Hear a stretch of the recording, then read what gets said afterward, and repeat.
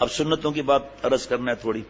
حضرت والا رحمۃ اللہ علیہ کے پاس ایک صاحب آئے, انہوں نے بتایا کہ ہمارے اس ملک میں, آپ لوگ سمجھ بھی جائیں گے ملک کا نام, ہمارے اس ملک میں ایک گلوکار ہے جو پورے دنیا میں مشہور ہے.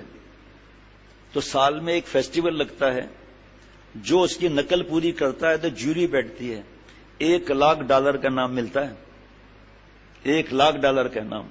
اب وہ کی پلاسٹک سرجری کرا رہے ہیں, اس کی جیسا ناک ہو جائے, پلاسٹک سرجری کرا رہے ہیں, اس جیسے بال ہو جائیں, اس جیسا ایکشن, چلنا, ناچنا, کپڑے, $1,00,000.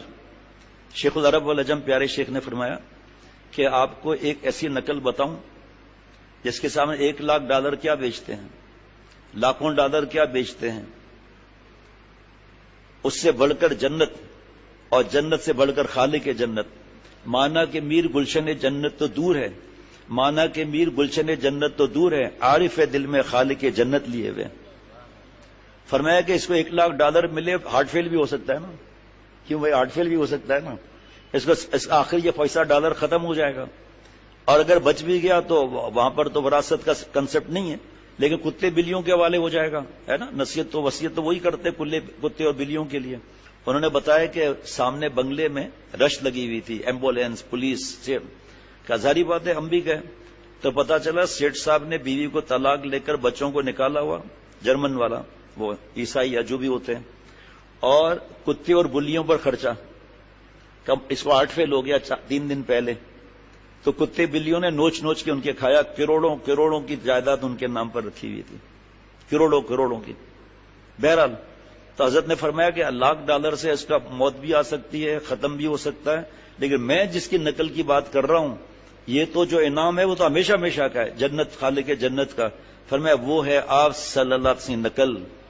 انہوں نے پلاسٹک سرجری کرائی, یہاں پلاسٹک سرجری کی بھی ضرورت نہیں ہے, کالا ہے, گورا ہے, چمٹا ہے, جو بھی ہے مسلمان, بس آپ صلی اللہ علیہ وسلم نقل کر لیں. اس نقل پر ایک حدیث پاک سناتا ہوں, چند قرآن پاک کی آیتیں بھی عرض کر لی, کچھ احادیث مبارکہ بھی عرض کر لی, 100 شہیدوں کے برابر ثواب. فتاوی رحیمیہ جلد نمبر 1 صفحہ 296 یا ایسا کچھ 196. فتاوی رحیمیہ کتاب الایمان والعقائد. جس شخص نے حدیث پاک, جس ترمذی شریف کی, جس شخص نے میری سنت کی حفاظت کی, دل و جان سے اس کو مضبوط پکڑا اور اس پہ عمل کیا, خالی پکڑا نہیں عمل بھی کیا, تو اللہ تعالیٰ 4 باتوں سے اس کی تکریم کرے گا. جب میں پڑھ رہا تھا نا, دل میں جو ہے وہ پھلجڑیاں پھول رہی تھی. 4 ایک تکریم اللہ فرمائیں گے, 4 چیزوں سے سنت کی نقل. جتنی سنتیں آپ دیکھتے جاؤ خرچہ کتنا ہے اور سوچنا کتنا ہے. ابھی افطار جب اللہ کی رحمت سے اللہ ہمیں کرائیں سب کو, تو اس وقت سوچنا پڑے گا یار افطار کروں یا نہیں کروں, نہیں سوچنا پڑے گا نا, ہے نا. شربت جتنی چیزیں ہیں حلال, سوچنا نہیں پڑے گا. ایک دن ایسا آئے گا کہ اللہ کو خوش کرنے کے لیے سوچنا نہیں پڑے گا, سنت کے لیے سوچنا نہیں پڑے گا. جیسے نہانا, ٹوتھ پیسٹ کرنا روزے کے علاوہ, یہ سب چیزوں میں سوچنا نہیں پڑتا, یہ خود بخود انسان کا دل کرتا ہے. جیسے آپ گھڑی دیکھیں جناب, اس گھڑی کے اندر بیٹھا ہوا ہے گھڑی والا صاحب, مینوفیکچرر صاحب بیٹھے ہوئے ہیں, تو ایک گھڑی ان کے دکھائی رشتہ دار نے مجھے, جس میں ملتی ہے, کوئی نئی بات نہیں ہے, میں نے پہلی دفعہ دیکھی تھی. اس میں چرخیاں جو ہوتی ہیں نا ڈائل, وہ چل رہے تھے, 3 یا 2 جو بھی تھے وہ چل رہے تھے, سیکنڈ, پھر منٹ, پھر گھنٹے, ہے جی, پھر تاریخ کا بدلنا. تو پتا چلا کہ وہ چرخی کے اندر ایسے ایسے بنا ہوا ہے. تو ایک دفعہ آ گئی, کوئی لائٹ بھی اس میں, کرنٹ بھی نہیں تھا, ایک دفعہ ایسی جا کہ چرخی پھر خود چلنے لگی. ایسا ہی ہے, کیونکہ نئی بات نہیں بتا رہا ہوں. تو سنت کی اتباع بھی ایسا ہی ہے. پھر اللہ کی رحمت سے چند دن کے بعد سوچنا نہیں پڑے گا کہ اٹھنے کے بعد آنکھیں مل کر, اور پھر استغفار بھی پڑھنا ہے. یا اللہ میں رات کو اٹھ نہیں سکا, مجھے معاف فرما دیجئے. یا حضرت والا فرماتے تھے, غالباً حضرت تھانوی رحمۃ اللہ علیہ کی بات ہے, بڑے حضرت رحمۃ اللہ علیہ کی بات نہیں. ہاں, حضرت مجدد نے فرمایا ہر آدمی کی آنکھ کبھی کبھی کھلتی ہی ہے, کبھی کبھی آنکھ کھلتی ہے. اس وقت اٹھ کے بیٹھ جاؤ 1 منٹ کے لیے, اللہ کو یاد کر کے سو جاؤ, اور میں دیکھنا دل میں کیا نور محسوس ہوتا ہے. اور 4 انعام سنت پر عمل کرنے کے. 3 بار تو کوئی ماشاءاللہ نہیں کہتا, 4تھے بار سب ماشاءاللہ کہتے ہیں. ڈاکٹر ظہور میاں 3 بار, اب میں کہوں گا تو الگ بات ہے. نمبر 1, نیک لوگوں کے دل میں اس کی محبت پیدا کر دے گا. اللہ تعالیٰ نیک لوگوں کے دل میں اس کی محبت پیدا کر دے گا. نمبر 2 فاجر اور بدکار لوگوں کے دلوں میں اس کی ہیبت ڈال دے گا. نمبر 3 دین میں پختگی نصیب فرمائے گا. نمبر 4 اب دیکھو کیسے ماشاءاللہ آتا ہے، رزق میں وسعت اور برکت عطا کرے گا. نقل آپ صلی اللہ علیہ وسلم کی، کوئی فیکٹری کھولنے کی بھی ضرورت نہیں ہوئی، جو ہے چاہے وہ ٹھیا ہے اللہ اس میں رزق کی برکت ڈال. 4 انعام سنت پر عمل کرنے پر. اور جو سنت کی کتاب میں دیکھیں خرچہ کہاں پر ہے وہ مجھے بتا دینا. کوئی کہے کہ صاحب مسواک، اور اب مسواک کی سنت پر عمل کرنا کیا ہے؟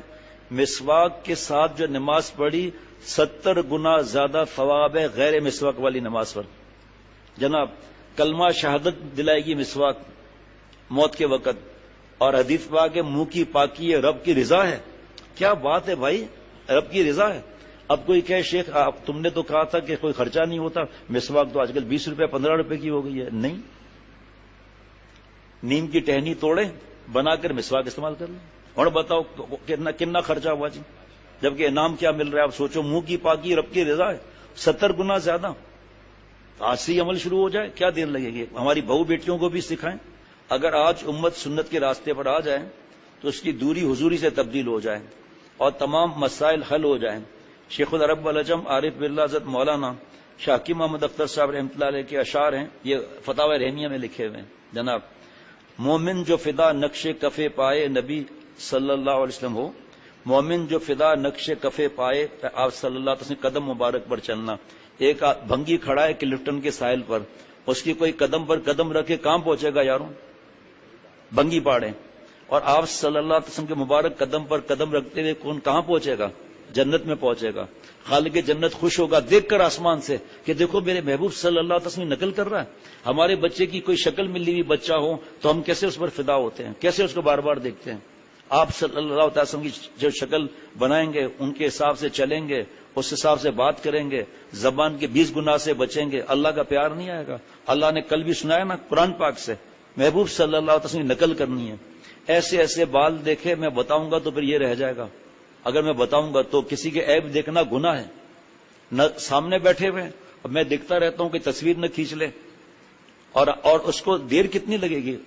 آدھا گھنٹہ بھی نہیں لگے گا، بال سنت کے مطابق ہو جائیں گے. چاروں طرف برابر، یا اس طرح پھیر لیں، آدھا اس طرح ادھر پھیر لیں گے، آدھا ادھر پھیر لیں گے، بیچ میں جو ہے رکھا ہوا ہے. یہ کون سا طریقہ ہے بھائی؟ خود ہی بتائیں گے ہندو ایکٹر تھا اس کا یہ تھا لباس. خود ہی بتائیں گے کہ یہودی کا یہ طریقہ ہے. اس پر حدیث پاک سننا. یہ جتنی احادیث مبارکہ آپ سن رہے ہیں نا، زیادہ تر میں دھیان ادھر جائے گا کہ یا اللہ 1400 برس پہلے آپ صلی اللہ علیہ وسلم نے مونچھوں کا بھی فرما دیا کہ جلد نظر آنی چاہیے. یہ بخاری شریف کی حدیث پاک میں سارے انبیاء علیہ الصلوۃ والسلام کی مونچھیں پست تھیں. میں کس کی نقل کر رہا ہوں؟ سکھوں کی نقل کر رہا ہوں؟ کس کی نقل کر رہا ہوں؟ ڈاکوؤں کی نقل کر رہا ہوں؟ تو حدیث پاک تو ہے جو جس قوم کی نقل کرے گا اس کے ساتھ معاملہ ہوگا. اور پھر اپنے آپ کو اسمارٹ بھی سمجھتے ہیں کہ ہمارے جیسی فیشن والا کوئی بھی نہیں ہے. کچھ کام نہیں آئے گا، نہ مچھیا کام آئے گی، نہ گلوا کام آئے گا، داڑھی بنا کچھ کام نہ آئے گا. حضرت والا کے اشعار لکھے ہیں وہاں، مومن جو فدا کفے پائے نبی ہو وہ زیر قدم آج بھی عالم کا خزینہ. گر سنت نبوی کی کرے پیروی امت، گر سنت نبوی کی کرے پیروی امت، طوفان سے نکل جائے گا پھر اس کا سفینہ. اور اتباع سنت کی عظمت پر ایک شعر تعالیٰ نے حضرت فرما ایسا لکھوا دیا جو بین الاقوامی شہرت یافتہ اکابر علماء کا پسندیدہ ہے. نقش قدم نبی کے ہیں جنت کے راستے صلی اللہ علیہ وسلم. نقش قدم نبی کے ہیں جنت کے راستے، اللہ سے ملاتے ہیں سنت کے راستے. ابھی سنت کا بیان چل رہا ہے جس پر کیا کیا انعامات ہیں آپ سنتے جا رہے ہیں. یہ حدیث پاک بھی سن لیں، ہم حیران ہو جائیں گے. میں تو بہت حیران ہوتا ہوں جب بھی پڑھتا ہوں، بار بار حیران ہوتا ہوں. جناب حضرت ابو سعید رضی اللہ تعالی عنہ سے روایت کرتے ہیں کہ رسول اللہ صلی اللہ تعالی علیہ وسلم نے فرمایا تم لوگ البتہ ان لوگوں کی تقلید اور پیروی کرو گے جو تم سے پہلے گزر چکے ہیں، تم سے پہلے گزر چکے ہیں. بالشت بر بالشت، ہاتھ بر ہاتھ، یعنی پوری ان کی نقل مطابقت کرو گے. یہاں تک کہ اگر وہ گوہ کے سوراخ میں بیٹھے ہوں گے، گوہ جو ہے ایک سوراخ بہت چھوٹا سا ہوتا ہے، گوہ کے سوراخ میں بیٹھے ہوں گے تو تم اس میں بھی ان کی اتباع کرو گے. حالانکہ حدیث پاک بتا رہا ہوں، حالانکہ وہ سوراخ بہت تنگ ہوتا ہے. صحابہ رضوان اللہ علیہ مجمعین نے عرض کیا یا رسول اللہ کیا آپ کی مراد یہود و نصارہ سے؟ 1400 برس پہلے آپ صلی اللہ علیہ وسلم نصیحت فرما رہے ہیں. آپ صلی اللہ تعالی علیہ وسلم نے فرمایا وہ نہیں تو پھر اور کون؟ تشریح اس حدیث سے معلوم ہوا اس امت کے اندر یہود و نصارہ کی بیماریاں پیدا ہوں گی. چنانچہ آج یہ امت بھی ان علماء کو جو وارثین انبیاء یا تو قتل کرتی ہے یا ان کا مذاق اڑاتی ہے، اور اللہ اولیاء کو اللہ تعالیٰ کے ساتھ رزق اور اولاد اور دیگر حاجت روائی میں شریک سمجھتی ہے، جیسے کہ اہل رسومات کر رہے ہیں جناب، کہ سمجھتے ہیں یہ بزرگ کے پاس جائیں گے اولاد مل جائے گی، اپنا عقیدہ خراب کرتے ہیں، اس سے مانگ کر شرک کرتے ہیں، اللہ بچائیں. اور یہ جو کہ انبیاء علیہ الصلوۃ والسلام کے جو وارثین حدیث پاک العلماء ورثۃ الانبیاء، یہ جو علماء انبیاء علیہ الصلوۃ والسلام کے وارث ہیں، ابے یار سب مولوی ایسے ہیں، ابے طبے یار ایسے ہیں، ابے یار مولوی کافر بناتا ہے. کافر بناتا نہیں ہے، بتاتا ہے. آپ نے خود بتایا کہ میں نے داڑھی کا مذاق اڑا رہا، آپ نے خود بتایا میں نے شرعی پردے پر ایسے جملے کہے، تو محسن نے جس نے میں بتا دیا کہ کلمہ پڑھ لو بھائی، اور نکاح اگر نہیں ہو گیا ہے تو ٹوٹ گیا ہے. نکاح کی تجدید کے لیے شادی کارڈ اور یہ دینے کی ضرورت نہیں، نہ اجتماع کی ضرورت ہے. طریقہ نہیں بتاؤں گا. دارالفتہ میں مفتی صاحب کے پاس چلے گئے کہ حضرت میں نے یہ کیا ہے، وہ کس طرح وہ نہیں بتاؤں گا، وہ نکاح پڑھا دیں گے. زندگی ایسی گزر رہی ہے، ٹخنے پر مذاق اڑا رہا ہے اور جیب میں ہاتھ ڈال کر پیسہ نہیں ہے، یہ لو تم جا کے یہ ٹخنا جو ہے وہ چھپا لو. چڈی والوں کو کیوں نہیں کہتے؟ کتا کلچر والوں کو کیوں نہیں کہتے؟ سوئمنگ کاسٹیوم بے حیا بن کر سمندر کے کنارے اور سوئمنگ پول وغیرہ پر ان کو کیوں نہیں کہتے تمہارے پاس پیسے نہیں ہے، پینٹ کے پیسے لے لو؟ 3/4 والوں کو کیوں نہیں کہتے؟ یہ بیچاروں کو پتہ نہیں ہے، یہ اس داڑھی ٹخنے کا مذاق نہیں اڑا رہے، آپ صلی اللہ علیہ وسلم کا مذاق اڑا رہے ہیں. ان کے حالانکہ ایک آدمی گناہ کو گناہ سمجھتا ہے، زبان بند ہے، کسی دن یہ اللہ کا پیارا بن جائے گا. جہاں زبان کھلی وہاں مرے.